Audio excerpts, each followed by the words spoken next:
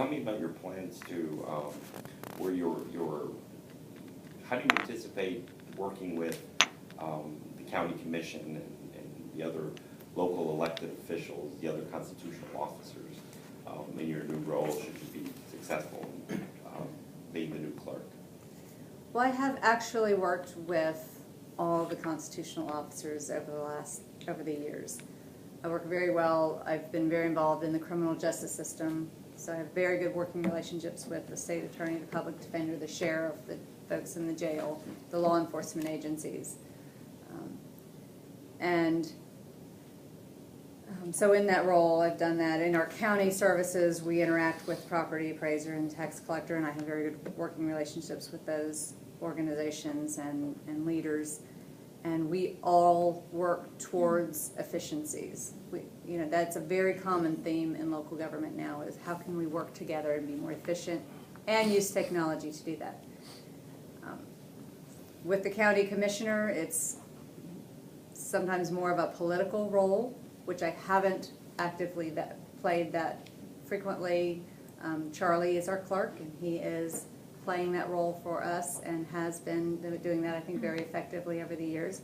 I have good relationships with county administration and with the county commissioners, and I believe that with my skills and with the skills of a public officer, liaison with the county, and our chief financial officer, our chief accountant, we can have a very good working relationship with the county, and I expect to make positive change with that. In terms of filling Charlie's shoes, do you see yourself doing anything different than making any kind of changes, policy changes, what have you? Well, I'm certainly not Charlie. I'm not funny like Charlie is. But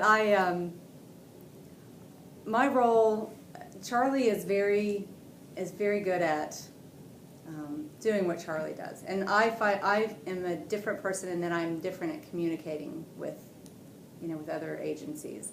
I'm more of a communicator. I'm more of a transparency. I'm more of someone who will call meetings and work with people and schedule a work group if necessary, and just get people together to communicate more. Bring more transparency and more communication to get things done in that manner, which is a little bit different from Charlie's style. But I will continue. Charlie's always been a very strong advocate of using technology. I will continue that. That is something I will not change. I believe very strongly in the policy of making the county very aware of our financial status. As the chief financial officer, the clerk does need to play that role very strongly, and I believe I would do that, just in a different style. Thank you. So kind of follow along that question, are there some, you've been with the clerk of courts for a good number of years. You've mentioned that you've been promoted up through the process, which speaks to your qualifications.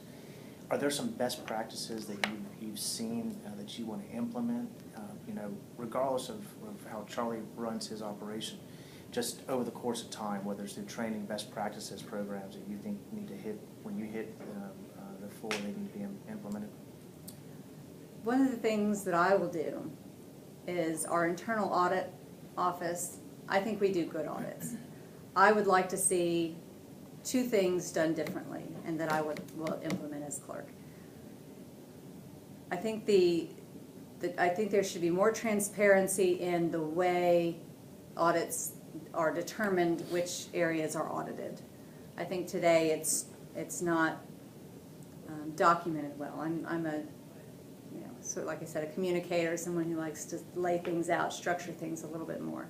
And I would certainly profile the departments so that it's obvious that where the risks are, the risks for needing internal controls, the risks for payroll when there are plenty of employees and plenty of overtime, that potential fraud issues, that type of thing, just potential waste of dollars. So I think profiling the departments so that those audits or, so when those audits are selected, it's obvious as to why they're selected. It's not a political, it's not perceived as a political reason to audit something. It's not a witch hunt. Right. It's Correct. there's some It's fact- is obvious facts of why this department has been selected for an audit. And the other thing is that I think that then the result of the audit should be more positively communicated so that any findings or any recommendations for improvements and dollar savings are realized. You know, so those recommendations are taken.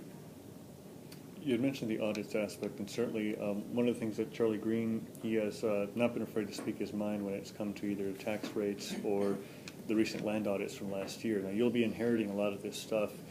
How do you envision your relationship with county commissioners? Because at this time, I believe that everybody seems to respect the roles, but with regard to, you had mentioned the whole notion of politicizing audits. How do you envision developing that relationship, and do you intend to continue building on the work of the land audits that were done?